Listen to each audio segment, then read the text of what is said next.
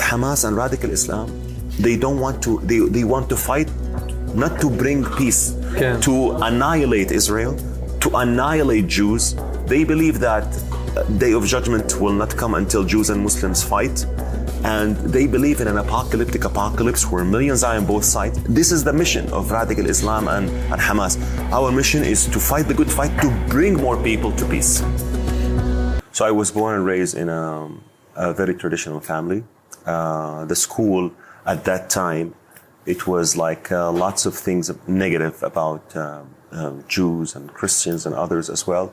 Now things, I have to say that things in Saudi, or education in Saudi and in the Gulf states, or most of the Arab states as well, is very progressive, is doing much better than it was in late 90s. So this is something that has to be credited.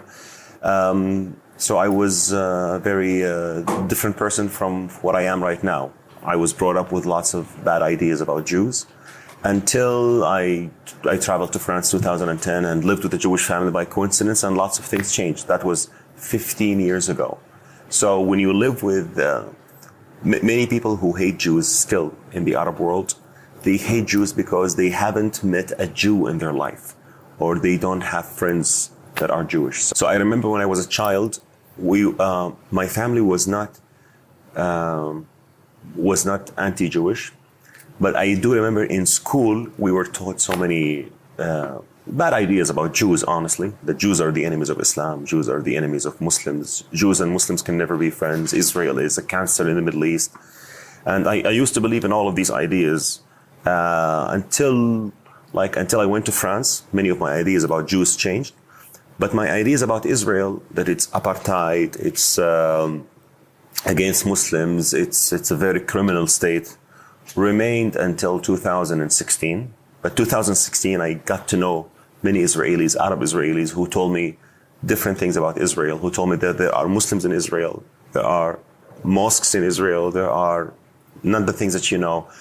I blame Al Jazeera and so many media channels that are very anti-Semitic for the reason why many people in the Arab world are radicalized. This is the truth that no one wants to talk about. There are two Islams. Mm-hmm. There is spiritual Islam. You pray, you fast, you be a good person. And there is radical Islam. Those people who leave Islam and convert to other faiths, in my opinion, they hate radical Islam, which I hate as well. I don't believe that we should leave Islam in full. I believe Islam has so many beautiful things, but there is radical Islam that we should stand against. Radical Islam that tells you should hate you should hate Jews, you should hate Christians, you should hate. And I used to believe in that when I was a kid. I used to hate a lot. But spiritual Islam is a very beautiful religion, and so many good things and so many shared values between Islam and Judaism. We can build on that. So those who hate radical Islam should, as you said, should stand against radical Islam rather than just leave the faith. But I'll be very honest, I respect everyone's decision who wants to leave Islam, who wants to convert, who wants to convert to other faiths, who wants to convert to Islam. I respect all faiths, but I'm just saying that we are 1.8 billion Muslims. The solution is not to tell the Muslims who are young and who are radicalized, you should leave Islam entirely. No. We should do reform in Islam. So there are radical Jews, radical Christians, radical Buddhists, but they don't make, as you say, you don't make lots of noise when it comes to explosions and everything like that. Yeah. So radical Islam is very problematic because it believes in. It's the majority. It's the most of the Islam. No, not more. I would not say most of Islam, but I would say a very loud voice in Islam. Don't forget, what is the biggest Muslim country in the world? Indonesia. Islam came to Indonesia not by sword, not by conquests, not by armies, by trade. הם גם הסכימו לקבל את העזתים אליהם. Yes, Islam is simple. Islam is very simple. People can accept it, but violent Islam or militant Islam is so dangerous. Not dangerous to Jews and Christians only, dangerous also to Muslims who don't agree with it. So this is why I believe the religious leaders of Islam, they need to sit on a table and say, we have a problem, we need to solve it. We need to fight against radical Islam. But this is why we need to have more and more people to people. This is why when so many of my Israeli friends come to the UAE, to Abu Dhabi, to Dubai, and they tell me, this is not the Islam that I know. Islam in UAE is very peaceful, is very tolerant, is very calm. Voila. Yeah, and I remember one of my friends, he came to Sheikh Zayed Mosque in Abu Dhabi, and he said, Loay, I'll be very honest with you, I hate mosques. So when I see Sheikh Zayed Mosque, and when I see how beautiful it is, I say there are Muslims we don't see.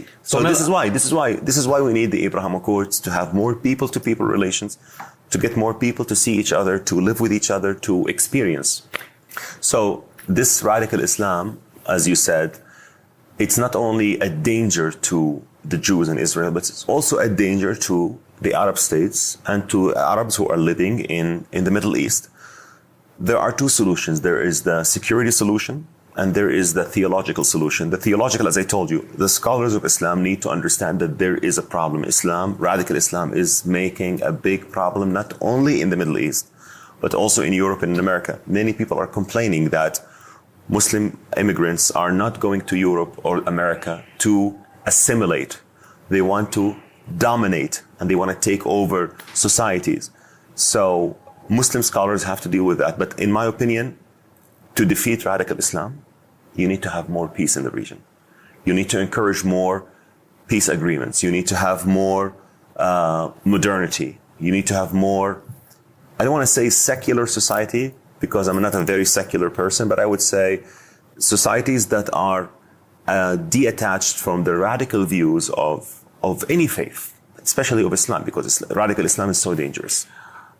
And I want to tell you one thing. Radical Islam, you know who is the mother organization of all radical Islam? The Muslim Brotherhood. And the Muslim Brotherhood, unfortunately, they are banned in the UAE, in Saudi Arabia, in many modern Arab states, and they are welcomed in Europe, in America, in Canada, in Australia. And it's so disappointing that people do not really see the danger of this organization. Yeah. So in my opinion, I would tell you honestly, I do know people who were killed in October 7, and they were very Smolani, like left Israelis who came to me on social media. They say, oh, Loay, I have Palestinian friends, and they were killed at the end of the day by the Gazans. So what Israel should do, first of all, listen, there is no right or wrong in this matter. So the hostages' families want their hostages back. And Israel doesn't want to be blackmailed by Hamas to get the hostages back, and it wants to destroy Hamas. And I understand that, of course. And Hamas has to be destroyed. Hamas on October 7, they killed children, women, and elderly. There is no dictionary in the world that defines resistance in kidnapping toddlers like Ariel and Kfir Bibas. This is not resistance. And by the way, this is not spiritual Islam. Spiritual Islam will never tell you to kidnap kids. Radical Islam might tell you so. I don't know. But the radical Islam, they say, yeah, we have these, this is allowed in our religion, in their religion, not my religion, not my Islam, not the Islam that I know. But in רוב האסלאם ככה? Islam שלי, spiritual Islam doesn't allow, even in war, you should not target women and children. But radical Islam, Hamas and Islamic Jihad and everything is allowed. You should kill Jews, women, children, pregnant, anything. לכן אתה אומר, בוא אנחנו צריכים להילחם. And radical Islam, if you and I were in the battle and Hamas wants to kill one of us first, they will kill me first, by the way, and then they will kill you. So radical Islam is so dangerous. So what Israel should do, of course, to get the hostages back, but I'm not in a position to tell the Israeli government what to do. But I'm just saying my opinion. And also the Palestinians have to have a leadership if they really want to have permanent peace. If they really want. Yeah, if they really want. They have to have a leadership that would say, we are a new leadership in the Palestinian territories. We believe in peace. We believe in prosperity. We believe in recognizing the Jewish state. We will live side by side with Israel. We will stop teaching our kids to hate Jews. Because I read UNRWA curricula. It's disastrous. UNRWA, it teaches kids not to hate Jews, to hate Jews first and then to kill Jews. Al-Aqsa is actually a very It's a sacred place in Islam, but it's not as Mecca and Medina. In my opinion, in my belief, my rituals as Muslims are only in Mecca and Medina. Only. I did Hajj, I did Umrah, I did everything. Al-Aqsa is a very symbolic, sacred place, but it's not as Mecca and Medina. So radical Islam, because it's so ignorant, because radical Islam and radical Islamists are so ignorant, they repeat the word Bayt al-Maqdis, and they think that it's a mosque. Bayt al-Maqdis is the temple. It's Beit HaMikdash. It's like the Jewish temple. If they were, honestly, you know what? I blame who? I blame Moshe Dayan. Moshe Dayan, when he took the power, he said, "No, I don't want to make it the Vatican. Take the key. Take the key." This is a problem. So, if you have leaders in Israel, and you have Muslim leaders who say, let's say, for example, sane leaders would say, "You know what? This is a very sacred place for both of our people. Let's share it. Let's make a very nice collaboration or sharing." But unfortunately, radical Islam doesn't believe in sharing. It believes in, I want to take it. I want to take it and I want to steal the name. I want to use, you call it Beit HaMikdash? No, it's Beit al-Maqdis. And it's not Jewish. Habibi, you took my name. You know, like radical Islam and radical ideologies, they are so good in stealing identities. I get lots of threats online, Baruch Hashem, only online, only online. But I want to tell you one thing. I stood for a mission for peace. I'm not against the Palestinian people. I'm not against any people. I'm not against any faith. I'm not against any religion. I'm against the radicals. You know why? Because I was one day on the other side and I saw it. And I said, thank you so much, goodbye. I'm not going to come back again. When you defeat radical ideas with knowledge, with facts, with the truth, you say to yourself, it is worth it. It is worth the fight. And my favorite hero of peace was killed because of peace. My favorite hero of peace is Anwar Sadat, Egyptian president. He was a true hero of peace and he paid his life for it. And I know that one day I will die. All of us will die one day. But do I have regrets for standing for peace between Muslims and Jews and Arabs and Israelis? Zero. Efes regrets.